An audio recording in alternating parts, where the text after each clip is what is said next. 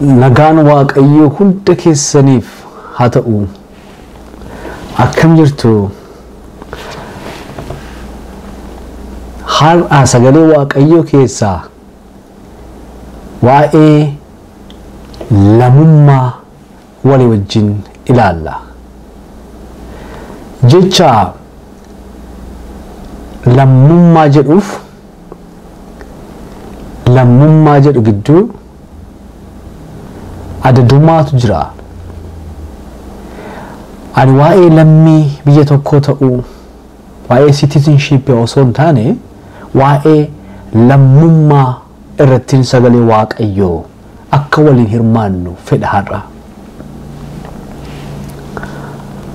Afaan Ingiliishiitiin dualism ka jedhamu.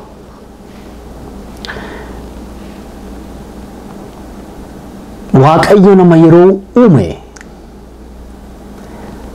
akkuma buqqeetti asii achi baqassanii anaatomii yookiin physiology simply ta'een hin uumne. Nama yeroo uumu waaqayyo sophisticated, complicated godheetu uume. Kitaabni qulqulluun mootichi Salamoon kitaaba qulqulluu irratti garaan namaa gadi fagoodha eenyutu isa beeka. Nama akkuma buqqee asii achi baqassanii bitaa mirga waan jedhan miti. Gara xiqqaa gara guddaa waan jedhan miti. Namni gadi fagoodha. Psychologically, emotionally, behaviorally, hormonally, anatomically, spiritually, namni gadi fagoodha.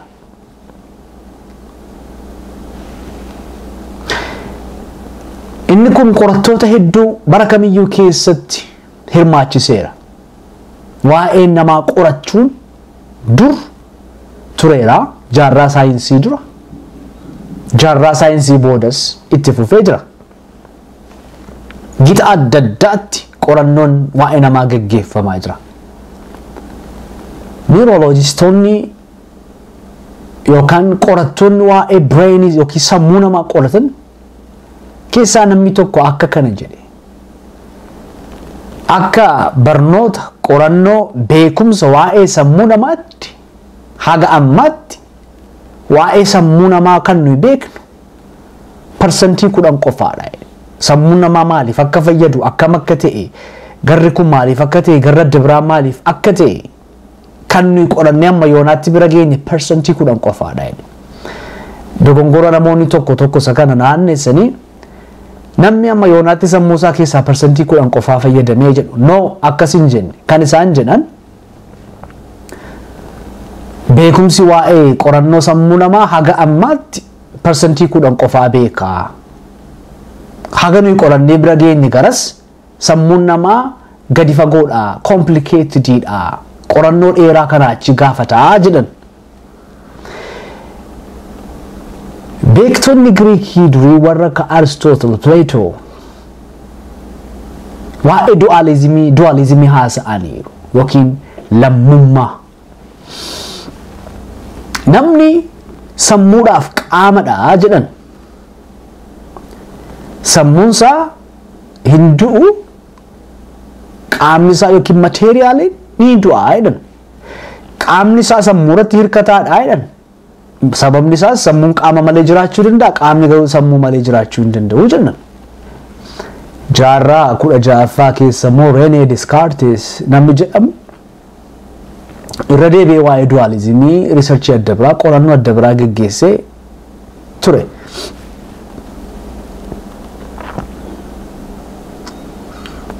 Gara wangeelaatti yeroo dhufnu wangeelli waa'ee namaa maal jedha? Dualizimiin jira wangeela keessa waa'ee namaati wajjin wal qabate. Kitaaba qulqulluu seera uumamaattin isin deebisa. Waaqayyo nama yeroo uume waan sadii irraa uume. Tokko dhoqqee lafaarraa uume. Kun opinionii kooti waan sadii lama jechuu dandeessu. Ani sadiin jedha. Tokkoffaa dhoqqee irraa uume. qaama namaa keessaa isa kamtu dhoqqee irraa tolchame? Anatoomii isaatii fi fiiziyooloojii isaa dhoqqee irraa tolchame. Lammaffaa irratti heddii dhoqqee irraa tolchee qaama isaa kana xumuree booda Waaqayyo hafuura isaa immoo itti baafate. Namni lammaffaa irratti hafuura Waaqayyo irraa hojjetame. Waaqayyo hafuuradha. Waaqayyo waaqummaadha. Yeroo namaaf hafuura isaa kennu Waaqayyo waaqummaa namaa kenne. Waaqummaa mucummaa. Mucaa Waaqayyo ta'uu namaaf kenne. Sadaffaa irratti namni intelligence Waaqayyo irraatii uumame. Waaqayyo nama yeroo uumu sammuu isaatti, dandeettii isaatti, intelligence isaatti gargaaramee uume. Namni intelligence Waaqayyo irraa hojjetame sadaffaa irratti. Egaani akka seera uumamaatti namni yeroo uumame hafuuras foonis ta'eetu kan inni uumame. Gara kakuu haaraatti yeroo dhufnu Yesuus Kiristoositti yeroo amannu Wangeelli Yohaannis boqonnaan tokko warra isatti amanan warra isa fudhatan Masiidha jedhanii warra isa fudhataniif maaltu kenname jedha? Aboo mucummaatu isaaniif kenname jedha. Kana jechuun mirga mucaa Waaqayyoo ta'uu fudhatan yookiin mucummaa Waaqayyoo fudhatan isaan Waaqayyo irraa dhalatanii.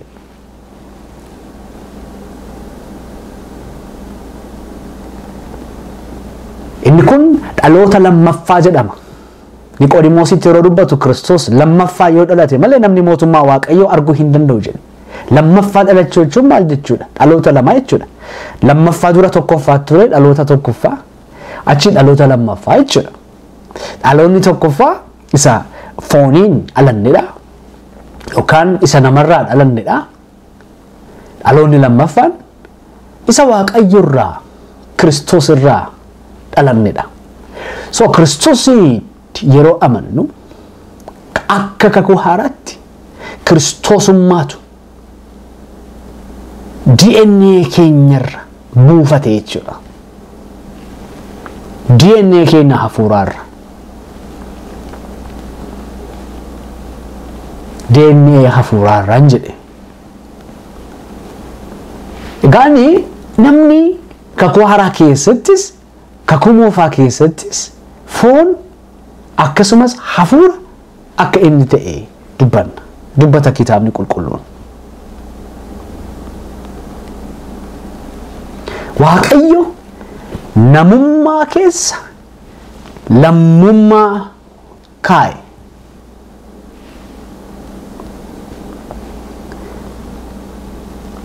Lammummaa isaa keessa laphee lama qaba, sammuu lama qaba, fedhii lama qaba, yaada lama qaba, miira lama qaba, kaayyoo lama qaba. Wiilii lama qaba jechuudha namni. Namummaan isaa inni material ta'e inni foon ta'e fedhii qaba, yaada qaba, laphee qaba, miira qaba. Inni kan hafuuraa ta'es akkasuma yaada qaba, miira qaba, fedhii qaba. Namummaan keenya inni hafuuraa fedhii Waaqayyoo qaba. Namummaan keenya inni foonii fedhii lafarraa qaba. Namummaan keenya inni foonii materialitti satisfy godha. Namummaan keenya inni hafuuraa immoo immaterial waan ta'eef fedha hafuuraa fedha Waaqayyoo isa ta'etti quufa itti gammada. Namummaan keenya inni hafuuraa seera Waaqayyootti, yaada Waaqayyootti, fedha Waaqayyootti gammada.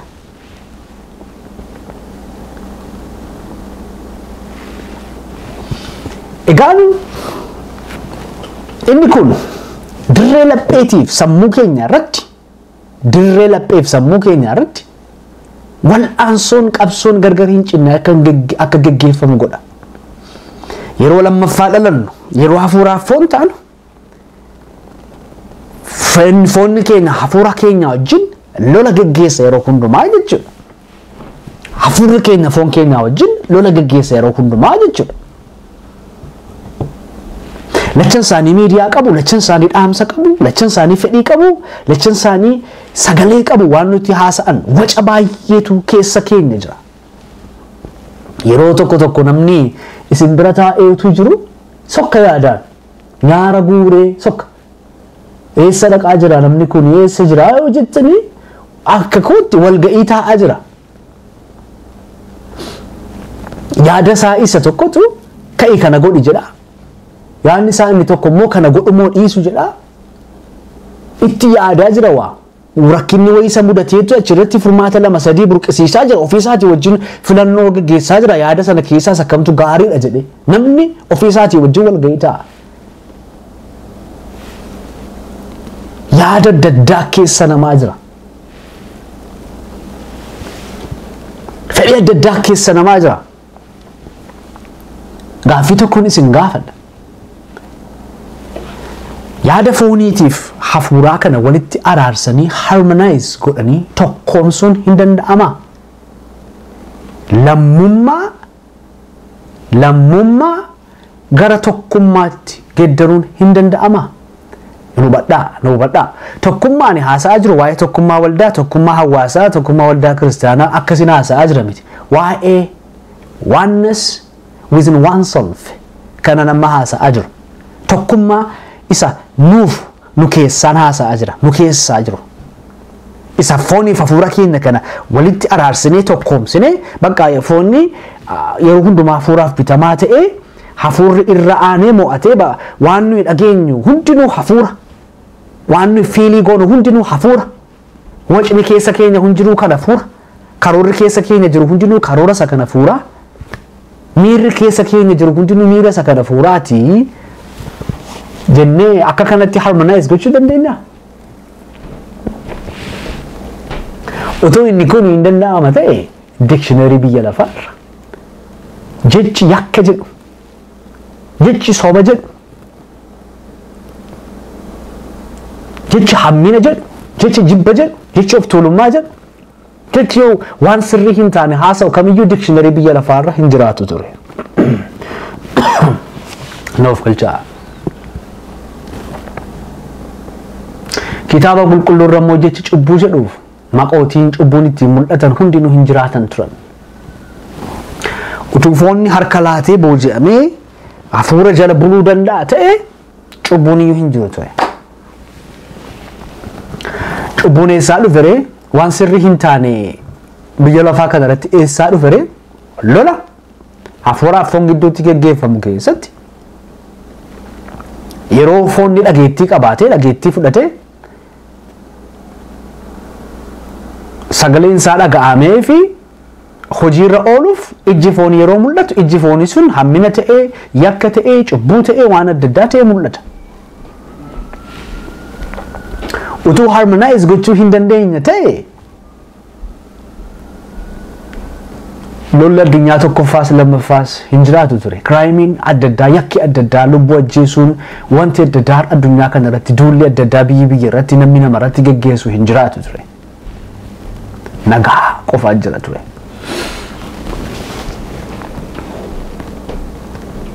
Inni kun kan inni jiraachuu danda'u mootummaa Waaqayyoo keessa gaafa dhaqnu qofaadha. Achitti foonni cubbuun bara baraan mo'amaadha waan ta'eef. Egaan walitti araarsuu yookiin harmonize gochuu hin dandeenyu taanaan maal gochuu dandeenya ree? Maal nu wayyade? Yeroo hundumaa hafuurri keenya foon keenyaan quucaraa, fedhiin hafuuraa fedhii fooniitiin danqamaa, sagaleen hafuuraa sagalee fooniitiin liqinfamaa, hafuurri foon mo'atee keessa keenyatti hafuurri keenya amantiin keenya huqqatee si'a tokko mo'achaa si'a tokko immoo mo'amaa, si'a tokko jabaannee foon keenya mo'annee kadhannaatti dammaqaa, si'a tokko immoo foon keenya mo'amnee kadhannaatti dhibaa'aa. Si'a tokko immoo jabaannee foon keenya mo'annee Waaqayyotti amanaa, si'a ta'an kaan immoo dadhabnee foon keenya mo'amnee Waaqayyoon shakkaa abdii kutachaa. Si'a tokko immoo ciniinnannee jabaannee dammaqnee hojjennee jireenya mo'achaa, si'a tokko immoo dhiboofnee dadhabnee laafnee jireenya mo'amaa. Jiraachuun kun amma yoomiitti itti fufaa? Roomee boqonnaa 7 lakkoofsa 14 hamma 25 irratti kitaabni qulqulluun waa'ee wal'aansoo keessa namaa jiru haasa'a dubbata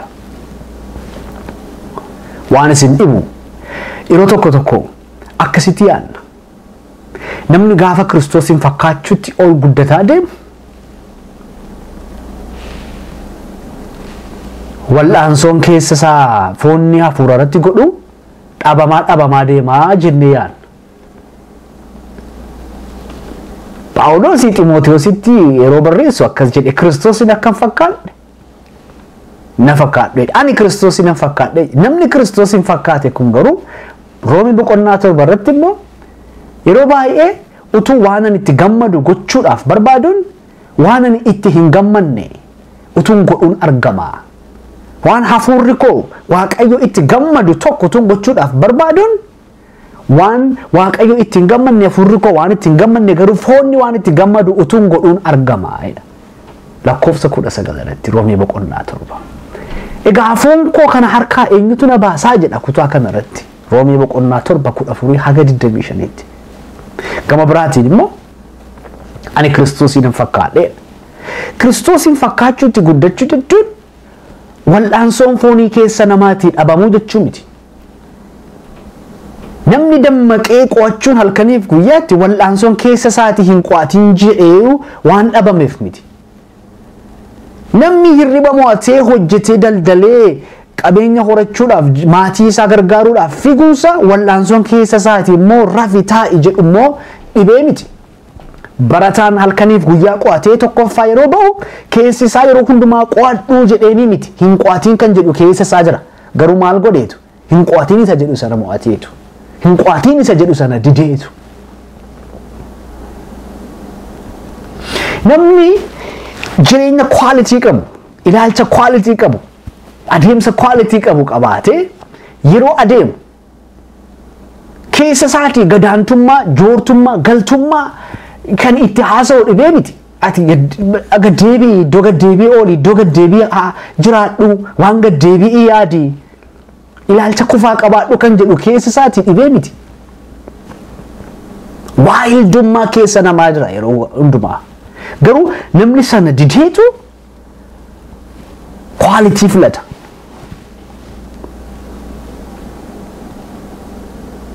Paawulos Kiristoosin fakkaadhe yeroo jedhutti foonsaa du'ee miti miira dhabee miti miira qaba miira sexualii ta'e qaba nama hamadhuu foonsaa isaan jechuu dhiisee miti dideetu garuu of tuulii kan isaan jedhu foonsaa didee miti dideetu garuu Kiristoosin fakkaachuu filate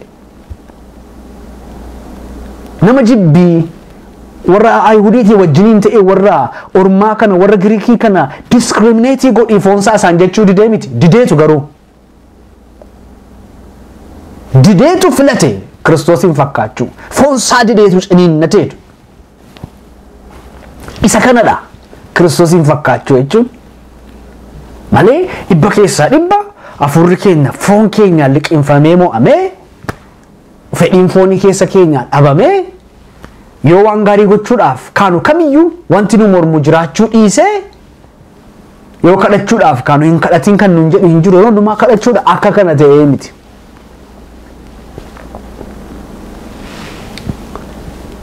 garuu namni yeroo filatu isa foonsaa isaan jedhu yeroo filatutti ija fooniitu irraa argama mitiiree Galaatiyaa boqonnaa 5 irratti iji foonii maal akka ta'e Galaatiyaa boqonnaa 5 lakkoofsa 19 haga 21tti argitu namni yeroo hafuura isaa caalaa foonsaa dhaga'u isa foonsaa isaan jedhu yeroo godhu ija foonii yookaan fruutii fooniitu isarraa mul'ata namni yeroo hafuuratti immoo jiraatu ija hafuuraatu immoo isarraati mul'ata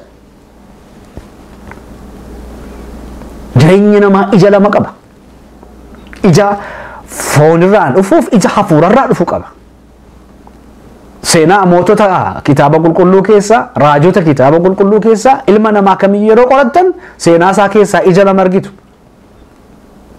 seenaa kufaatii fi seenaa mo'ichaa argitu ija fooniitiif ija hafuuraa argitu seenaa Daawit keessatti isa kana argitu mitire yeroo inni dogongoree cubbuutti kufee iji foonii isarraa mul'atu cubbuun ija fooniiti yeroo isarraa mul'atu hin argitu yeroo inni immoo Waaqayyoof jiraatee Inni nama mo'ichaa ta'u immoo hin argitu.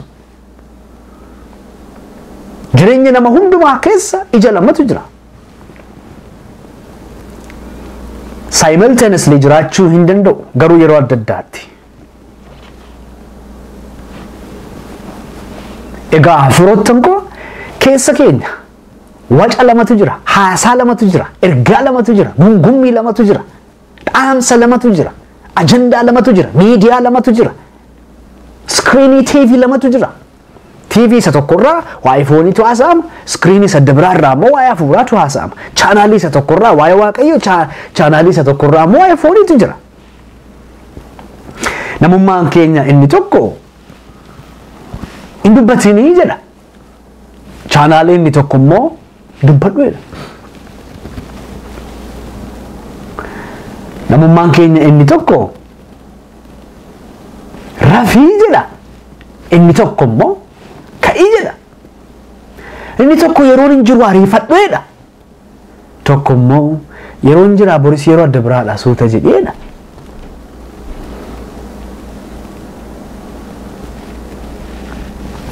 Gama biraatiin immoo yaadni keenya inni tokko ati sichi gatii hin qabdu jedha. Inni tokko immoo ati yeroo hundumaa gatii qabdaa jedha. Yeroo baay'ee obbolaa koo hin dogongorinaa. Isa kana seexana qofaatu namaan jedha jedhee yaada namni dogongore baay'eensaa. Seexanatu gatii hin qabdu namaan jedha jedha. Eeyyee seexanni hin jedha. Garuu foonnis hin jedha. Keessi keenya akkasuma hin jedha. Numaan akkasuma hin jedha keessi keenya. Namummaan keenya inni tokko ati irraanfatamtee itti dagatamtee ta'a jedha. Namummaan keenya inni tokko immoo ati irraanfatamtee hin beektu jedha. Namummaan keenya inni tokko ati fira hin qabdu qoba galeessa qoba galeettiidha jedha. Namummaan keenya inni tokko immoo waaqayyo fira keetii jedha. Namummaan keenya inni tokko hin dandeessaa jedha. Namummaan keenya inni tokko immoo hin dandeessu jedha. Inni kun biyya keenya keessatti waa tokkotu jira. Namni yeroo dulloomaa umuriin isaa dabalaa deemu foonsaa fedhiin foonsaa mo'amaa xiqqaachaa deemaa jedhanii yaadu. Kun traditional view dha. Akka kitaaba qulqulluutti hin deemsisu. Ilaalcha aadaaf barsiisa aadaati. Maal jedhu yeroo dargaggeessa birattidha hojiin foonii, miirri foonii, yaadni foonii kan baay'atu jedhanii yaadu. Kana jechuun gama adda biraatiin daa'immaniif jaarsolii biratti ayyaanni waaqayyoo cubbuu mo'achuudhaaf barbaachisu baay'ee hin barbaachisu. Dargaggoota biratti baay'ee barbaachisa sababa hormooniin sun baay'ee ta'eefi gara jechuutti nu geessa. Hin deemsisaale inni kun hin deemsisu. Abrahaamiif Saaraan umurii dullummaarra ta'anii dogongora godhaniiru immoo hin goone. Saaraan ani sichi hin danda'u mucaa godhachuu dulloomeera aggaaritti seeni jetteetti immoo hin jenne. Namni gaafa dulloomaa deemu foonsa hafuura isaatiin mo'amaa deema jechuun dogongoradha. Yoomiyyuu yeroo hundumaayyuu halkaniif guyyaa rafneeyyuu foon keenyaaf hafuura keenya gidduutti lolli hin gaggeeffama. Yoom dhaabbatare lolli kun hoo jettan gaafa callisuu guddaa jechuun koo gaafa du'aa. Gaafa sanaa ka'ee irraa hawwata lolli sun. Achitti xumurama kan foonii waan ta'eef. Yookaan immoo gaafa Yesuus Kiristoos lammaffaa deebi'ee dhufee nu fudhatu gaafa sana irraa hawwata. Ammasittuu garuu yeroo hundumaa lolatu keessa keenya jira. Yeroo hundumaa lolatu keessa keenya jira.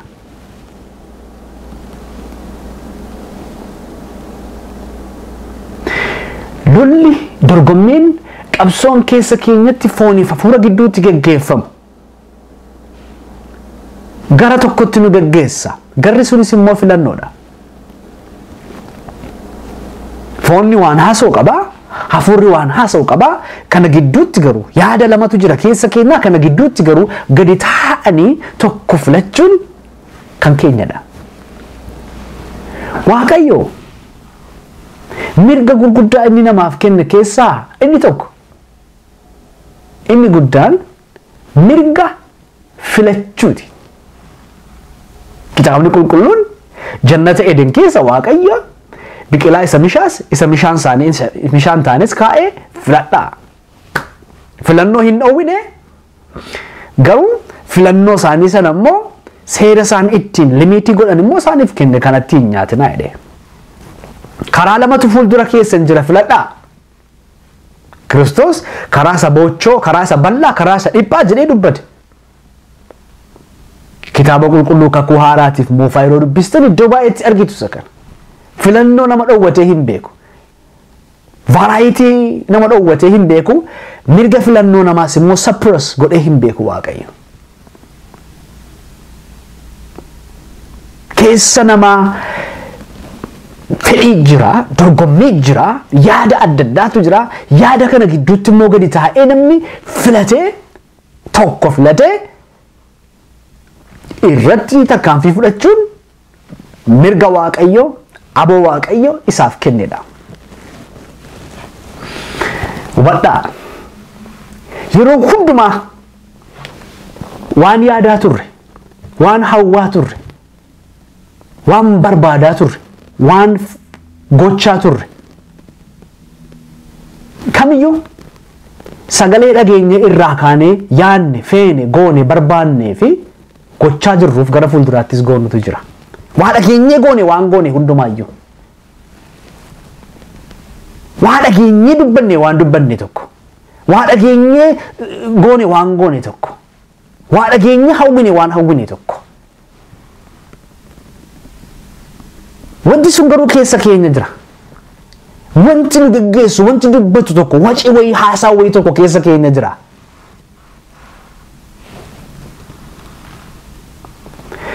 Waan nuyi dhageenyee goonu tokko consequence qaba. Yookiin bu'aa qaba. Yookiin bu'aa hadhaa, consequence hadhaa haa ta'u, yookiin outcome mi'aawaa haa ta'u, consequence qaba garuu outcome qaba. Waan goone kamiyyuu waan irraa goone qabna, waan irraa kaanee goone qabna.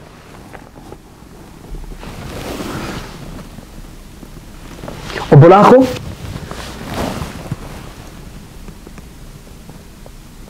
waan gaariin hundinuu Waaqayyo biraa burqa jedha kitaabni qulqulluun. Garuu waan hamaan seexana biraas hin burqa, foon biraas hin burqa. Yeroo baay'ee amantoonni seexana qofaatti quba qabaati kan jiraatan.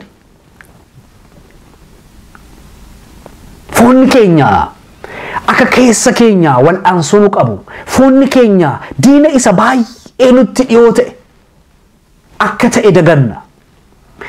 Sana qofaa miti seexanatti quba qabaa jiraachuun ofirratti hojjennee akka nu ofii hin guddisne nu godha. Waan ni yaadnu hundinuu yaada hafuuraati, waan seexanni yaadu hundinuu yaada diinummaati jennee yaadna yoo ta'e dogongorreerra. Firoottan koo keessi keenya keessa qaba.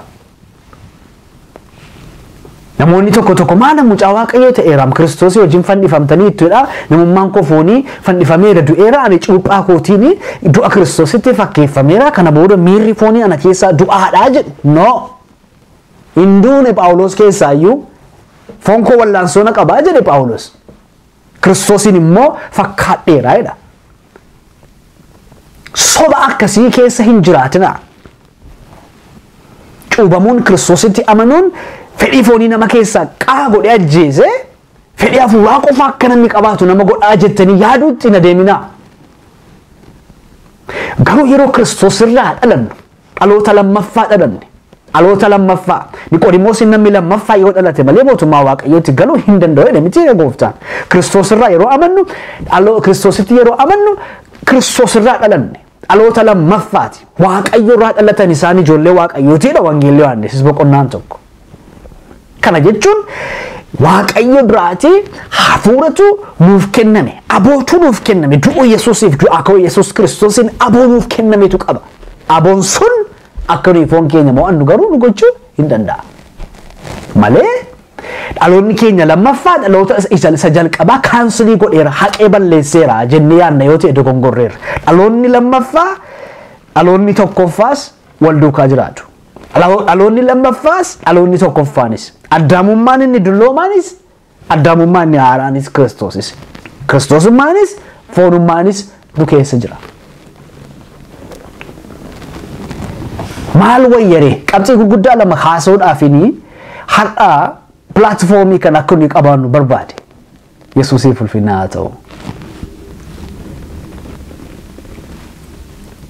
Yoo amanuu keenyaan Kiristoositti amanuu keenyaan foon keenya miirri isaa nu keessaa hin duune yoo ta'e maal gochuun nurra jira? Obbolaa koo hin dagatinaa, miirri foonii hin du'u. Waaqayyotu fayyummaadha. Biologically akka saayinsiitti fayyummaadha. Jiraachuu qaba, du'uu hin qabu. Waan nuyi gochuu qabnu garuu jira, isa haasofna. Maal gochuu qabna? Dirree wal'aansoo dirree sammuutiif laphee keenyaa irratti wal'aansoo lolli geggeeffamu kanarratti mo'icha qabaachuudhaaf waan lama nu barbaachisa. Inni tokkoffaan self controlidha. Ximootiyoos lammaffaa boqonnaa 1:7 irratti Waaqayyo hafuura of bituu nuuf kenneedha. Nuuf kenne. Hafuurri of bituu Kiristoos irraa gaafa dhalannu nuuf kenname. Kiristoositti gaafa amannu nuuf kenname. Hafuurri qulqulluun hafuurri of bituu. Of bituu mootichi Salamoon immoo macaafa fakkeenyaa 16:32 irratti of bituun magaalaa tokko bituu caalaayyuu ulfaataa jedhe. Biti rakkisaadha, hamaadha. Of bituun qabsoo challenge isa guddaa qoosaa miti of bituun. Of bituu yeroo haasofnu waan lama haasa'aa jirra. Inni tokko waa'ee namummaa isa biteeti. Inni adda biraan immoo waa'ee namummaa isa bitameeti. Yookaan inni tokko waa'ee namummaa isa gooftaa ta'eeti. Inni tokko immoo waa'ee namummaa isa garboomfameeti. Of bituu inni jedhu isa kana. Namummaa isa sirrii ta'een namummaa isa sirrii hin taane irratti olaantummaa qabaachuu. Namummaa isa sirrii ta'een namummaa isa sirrii hin taane irratti luugama tolchuu jechuudha. Waaqayyoof galanni haa ta'u. Luugamatti tolchuu jechuudha.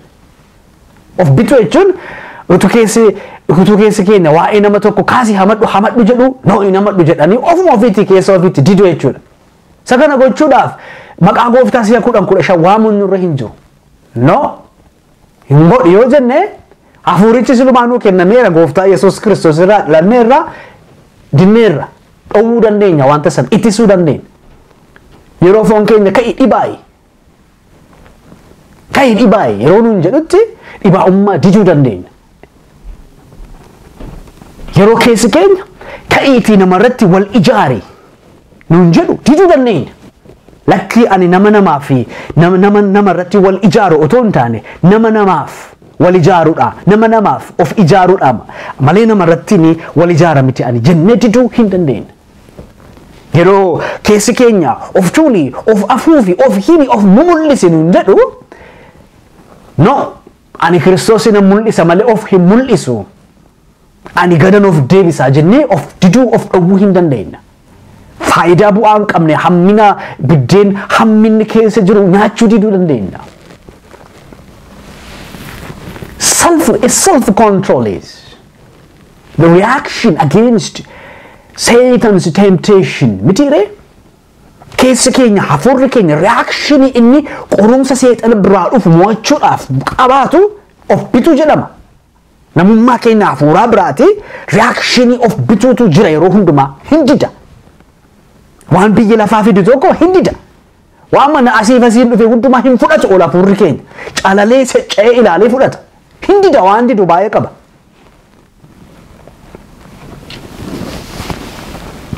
Self control kana namoota fakkeenya nuu ta'antu jiru kitaaba qulqulluu keessa.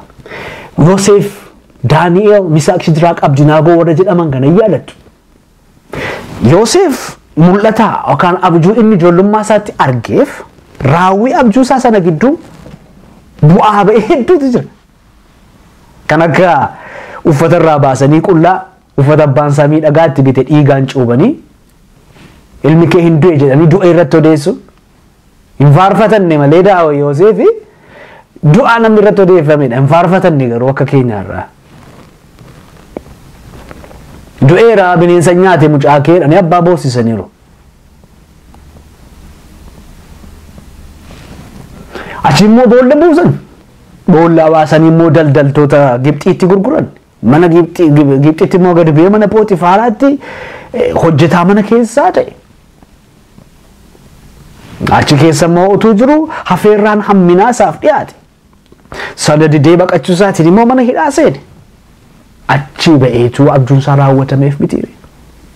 Bu'aa ba'ii kana hundumaa keessatti keessumaa mana Phooxifaaraa keessatti yeroo filannoon hafeerraan meenuun hamminaa isaaf dhiyaatu no jedhee kan inni dideef self control irraa ka'eetudha. Of diduu irraa ka'eetu malee miira sexuality dhabee miti. Utuu miira sana hin qabu ta'eeti ijoollee godhachuu hin danda'u ture. Miti haadha manaa fuudhee ijoollee horuu hin danda'u ture. Miira sana qaba.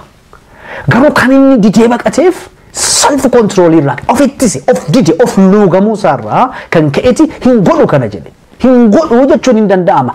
No jechuun hin danda'ama firakoo. Kiristaanummaan yessii qofaa beeka miti. No jechuu beeka.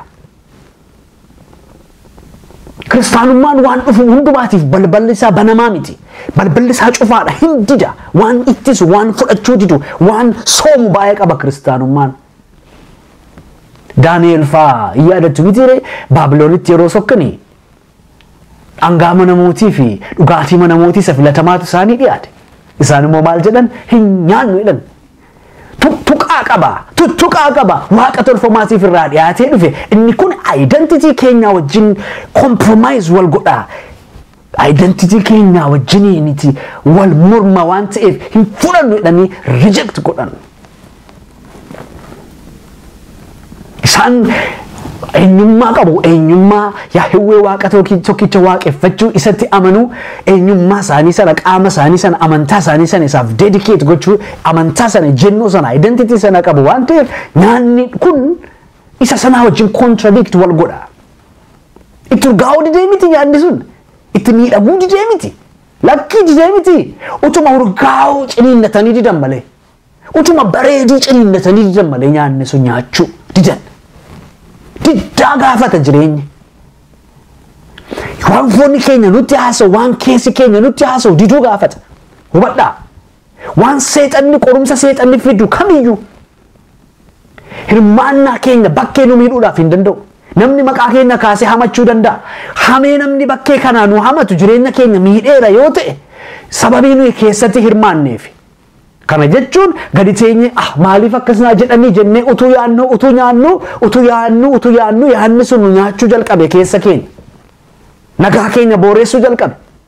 Hirmaannaa keenya bakkee seexanni nu miidhuu hin danda'u. Hirmaannaa keenya bakkee biyyi lafaa namni nu miidhuu hin danda'u. Hamma ati of hin cabsinetti namni si cabsuudhaaf seexanni si cabsuudhaaf hin danda'u. Hafeerraas bakkeedha seexana biraa foon keenya wajjin wal qabatee dhufu diduudhaaf garuu self control nama gaafata. Hallelujah. Self control nama gaafata. Namni yeroo ciniinnatu yeroo mudhii isaa hidhatu hin dida. Utuma du'e jedhanii jiraata. Utuma salphate jedhanii ulfaata. Utuma bade jedhanii horee baay'ata. Akkas jedhamiti Oromoon utuu hortuun hortiidha. Attamitti hortuun mortuun muruu dhiistee miti. Oromoon kan namni nama cabsurra kan abbaan of cabsuedha. Cabsaan namaa caba ta'uu kan danda'u yoo nu ittiin of cabsinedha. Maqaa namni ittiin waamuun yoo of waamnedha. Jecha namni nuun jedhe yoo of hin jenne of cabsaa jirra. Sana diduudhaaf immoo self control gaafata. Jibbuu dinnee waan isaan jedhan kana internalize gochuu dinneeti ejjennoo keenyarra yeroo dhaabannu akkas ol ka'aa deemna waaqayyoo wajjiniin. Self controliin qabeenya guddaadha firoottan koo. Yeroo tokko waan nutti bubu'anii nu aarsanii jecha arraba keenya keessaa akka ba'u gochuudhaaf miirri keenya aaree diniiffatee waa jechuudhaaf yeroo ka'utti ciniinnatanii diduu gaafata. Hin darbaa jedhanii diduu gaafata. Hin lufa kunis jedhanii diduu gaafata. Diddaan barbaachisaadha. Bara dargii keessaa jedhanii bulchaa magaalaa baadiyyaa tokkotu ummata walitti qabee wal geggeesseeti waa gaggaarii filatee dhiyaataa jedhanii lafa qonnaa gaarii tokko namarraa buqqisee filatee dhiyaateetu yaa ummataa kun naa ta'amoo naaf mala moo naaf hin malu jedha. Ummanni sodaatee isinii mala gooftaa jedhan. Firoottan koo kiristaanummaan yessii qofaa miti noos beeka. Biyya Itoophiyaa keessatti no jechuus beeka kiristaanummaan. diduu beeka. Diduu isaatiin immoo gatii baasuu dhufu, ari'atamuu dhufu, gidiraa dhufu fudhachuudhaafis immoo qophaa'aadha. No jechuu beeka. Sobaaf, hammina, jal'ina, discriminationii, genocide, hanna, saamuu biyya lafaarratti geggeeffamu biyya kamiyyuu keessa jiraannu keessatti kiristaanummaan diduu danda'a. Seera Waaqayyo wal mul'u hammina kamiyyuu diduu danda'a kiristaanummaan diduu danda'u qaba kiristaannis. Inni kun maalirraa ka'ee dhufa? Self control irraa. Har'a biyya keessa jiraannu kana keessa corruption, discrimination, hammina hedduu jira biyya addunyaa tokkoffaa keessa jiraannu keessatti.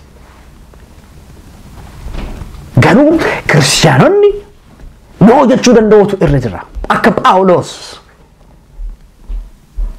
foon koo ciniineetanii Kiristoosiif bitamaa isa godha jedha. Foon koo gadi qabeetan Kiristoosiif bitamaa isa godha akka jedhu sanatti dinnee ciniinnannee ofirratti environmentii keenya irratti impact uumuu dandeenya. Bara durii jedhama.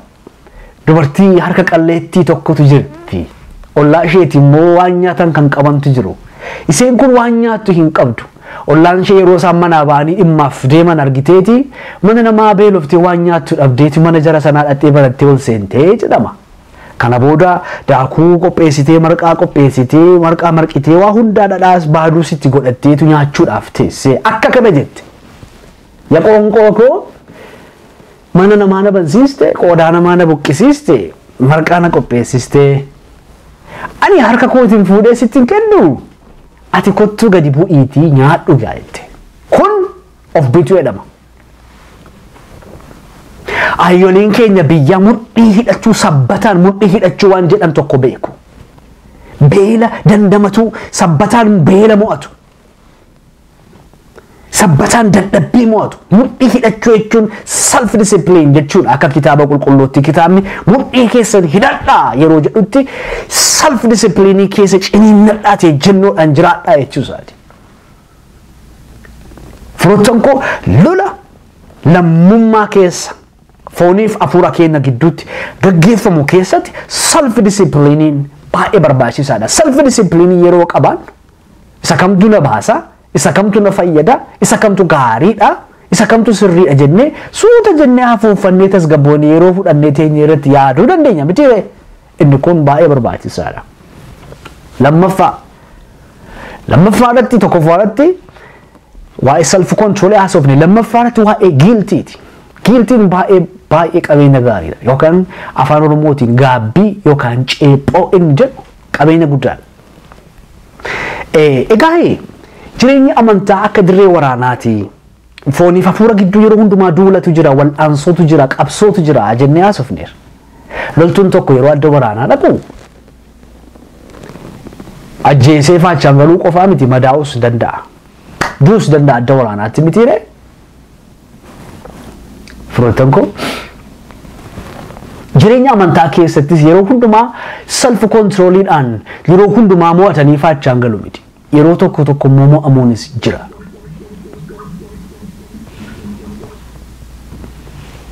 Oromoon yeroo mammaakuu gaabbii fi eegeen duuba deemtiidha.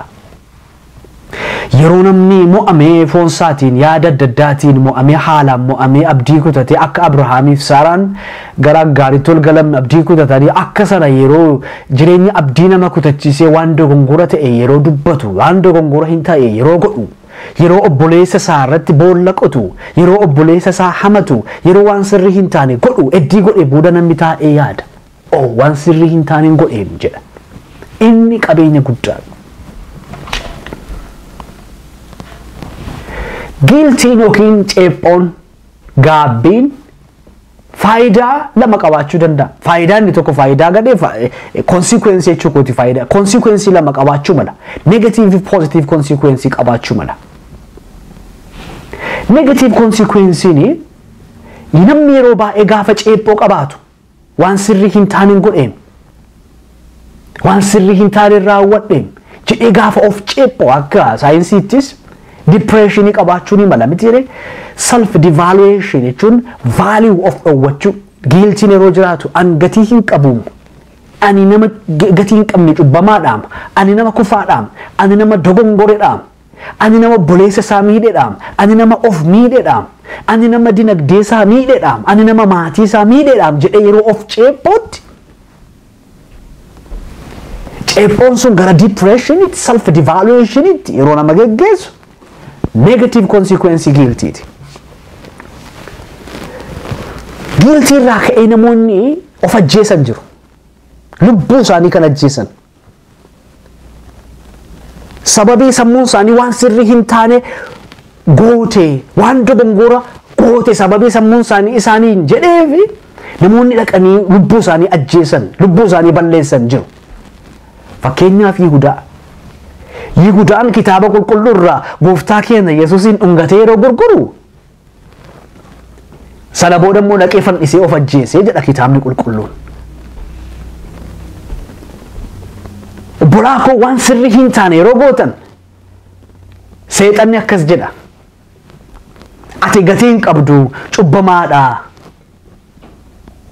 Carraa kee gubdee, carraa kee balleessite, kufaatii kanii dhuma jireenya keetii kana darbitee jiraachuu tajaajiluu hin dandeessu isiniin jedha. Waaqayyo immoo akkas jedha. Kufaatiin kamiyyuu xumura jireenya kee miti, dogongorri kamiyyuu xumura jireenya keetii miti. Dogongora kee kanarraa baradhu, araarri koo dogongora kee kanarra caalaa, jaalalli koo ayyaanni koo dogongora kee kanarra caalaa, jabaadhu ka'ii jedha Waaqayyo. Isa kana keessaa filachuun kan keenyadha. Namoonni tokko tokko isa seexanni haasoo filatanii mana Waaqayyoo keessaa qaana'anii sheeminitti dhaga'amee giiltii irraa kan kee kan badan lakkoofsa hin qaban. Namoonni tokko tokko tajaajila dhiisanii kan badan lakkoofsa hin qaban. Dogongora xiqqoo godhanii dogongora tokko gochuu isaaniirraa kan kee ayyaana gurguddaa gatanii, faarfannaa gurguddaa gatanii, mul'ata gurguddaa gatanii kan nu jalaa sokkan obboloota baay'ee qabna. Hawaasni keenya qubattii qabuu baay'isee, muka jigitti qottoo baay'ata akka Oromoon jedhu itti faraduutti baay'isee dogongora isaanii kanatti, madaa isaanii kanatti namni utuma quba qabu madaan isaanii bal'atee mana Waaqayyooti kan badan lakkoofsa hin qaban. Obboleessa koo kufaatiin kee xumura jireenya keetii miti. Ka'umsi jira, ulfinni jira, deebi'uun jira, dibata adda biraa jira. Ayyaana kee gattee hin badin, faarfannaa kee tajaajila kee gattee hin badin. Ceephoon keessa kee jiru, gaabbiin keessa kee jiru gara Waaqayyootti si haa fidu, gara abbaa keetti si haa fidu. Addaamii fi waan yeroo dhaqanii cubbuu godhanii fuula Waaqayyooti badan, Waaqayyo dhufee Addaam jedhe yeroo isa waamu hin dhokkate Addaam. Sababa isaas sammuu isaaniitu isaan ceephee waan ta'eef. Ceephoo sirriin kiristaana gara abbaa isaatti fida, gara Waaqa isaatti fida. Kaasuu gatiitti hammaarri abbaa isaatti, pireezensii abbaa isaatti isa fida kiristaana malee mana Waaqayyoo irraa isa fageessa miti. Firoottan koo namoonni har'a qaama keessan miidhaa jirtan, namoonni har'a dinagdee keessan miidhaa jirtan, namoonni har'a tajaajila keessan gattanii mana Waaqayyoo irraa sababa dadhabbiif mudaa isin irratti argame fagaattan yoo jiraattan, Waaqayyo har'ayyuu isinin jaalladha isiniin jedha. Waaqayyo har'ayyuu gatii qabdaa siin jedha. Waaqayyo har'ayyuu deebi'uu dandeessa, nama guddaa ta'uu dandeessaa siin jedha. Of hin xinneessin, bakka xinnaa hin dhaabbatin, deebii kottuu ulfina qabdaa har'ayyuu. Positive consequence qaba guiltiin. Ceephoon gaabbiin firoottan koo. Gaabbiin macaafa faarfannaa boqonnaa 51 irratti yeroo Daawit cubbuu godhe, yeroo Daawit hammina godhe, yeroo Daawit ejjetti kufe, Waaqayyo yeroo cubbuu isaa sana isatti dubbate, gaabbiin isaa suni Daawitiin maal godhe gara qalbii jijjiirrannaatti fide. Fakkeenya Phexrosin yaadatti mitiire, Yihudaanis Phexrosis Kiristoosin gananiiru. Adda adda kan isaan godhu garuu Phexros deebi'ee dhufe Yihudaanin sokke. Guiltiin qabeenya guddaadha. Gara Waaqayyootti nu fida. Self evaluation akka nuyi qabaannu nu godha. Teenyee of akka nuyi gamaagamnu, akka nuyi of ilaallu nu godha. Ceephoon akkamittan kufee, maaliifan kufee?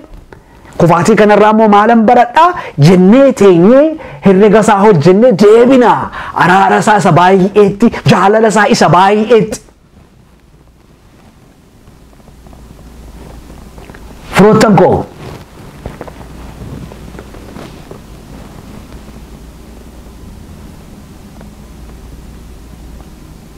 self controliidhaaf guiltiin baay'ee barbaachisoodha. Maaliif nuyi hafuuradhas nuyi foonis. Yeroo tokko tokko foonni keenya hafuura keenya miidha. Yeroo tokko tokko abdii kutannaatti kufnee of argina yaaddootti kufnee of argina xinnaannee yaadaan hojiidhaan xinnaannee bakka rakasa dhaabannee of argina self controlling sana booda deebi'uudhaaf of diduudhaaf hin dandeenyu maaliif diduu dhiisuurraa kan ka'e waan sirrii hin taane filannee goonee kufaatii gajjallaa keessatti of argina yeroo sana immoo humni deebisee nu kaasu humna ceephooti humni nu kaasu humni cubbuu akkanii hin hojjenne nu godhu self controlidha yoo cubbuu hojjennee kufne yoo dogongorree abdii kutannee kufne immoo humni deebisee nu kaasu immoo giiltiidha ceephoodha gaabbiidha tamittanii koorsii kanatti effivide sababa kanaati bashannanan baay'ise qoosan baay'ise dubbisa productively effectively hin qo'anne hiriyootan baay'ise jennee teenyee hojjennee yoo evaluate of gone deebinee yoo dhufne koorsii sana yoo readmit of gone irra deebinee hojjenne A+ itti fiduu dandeenya hallelujah humna gara mo'icha sanaatti nu deebisudha gaabbiin humna kun lachan self controlling humna guilty humna firoottan ko wanti qoshee nama gaddisiisu bara kana keessa garuu namoonni baay'een waan sirrii hin taane gochaa ceephoo sammuu hin qaban sobaa ceephoo sammuu hin qaban obboleessa isaanii irratti boolla qotaa ceephoo sammuu hin qaban hammina dalagaa ceephoo sammuu hin qaban sagalee waaqayyoo ayyaanaaf jaalala waaqayyoo abbi'us gochaa ceephoo sammuu hin qaban inni kun hedduu nama sodaachisa nama yaaddessa namoonni ceephoo sammuu hin qabne yoo jiraatan deebi'uudhaaf hin dandeessu waaqayyoon yoo kadhattan hafuurri isaa akka garbichi waaqayyoo Daawit jedhe hafuura keenyarraa hin fudhatin jedhe miti faarsaa 51 sila jenne irratti hafuurri waaqayyoo sun deebitanii akkasiin ceephoo qabaattan deebitanii akkasiin self controlii restore gootan isin gochuu ni danda'a firoottan koo yeroo tokko self controliidhaan gaachana self controliitiin of mo'achuutiin of qabuutiin mo'anna yeroo tokko immoo ceephoodhaan deebinee dhufna ayyaana sanatti deebina achi ol humna sanatti deebina achi ol ulfinaan waaqayyoof galanni haa ta'u sagalee kanaan waaqayyo baay'ee keenyatti akka dubbate akka barsiise abdii guddaa qabna barsiisa kanarratti gaaffii yaada gabbisaa yoo qabaattan comment section jala nuuf kaa'a contacts nu godhaa walii wajjiniin taanee dhaloota keessa jirruuf bara keessa jirruuf nuyi walii keenyaaf tumsa haa taanu utubaa dagalee haa taanu waaqayyo baraaf umurii keessanaa fi hundumaa haa eebbisu sagaleen kun yeroo hundumaa kan irraa barannu kan itti guddannu nuuf haa ta'u nagaa waaqayyootiin jiraadhaa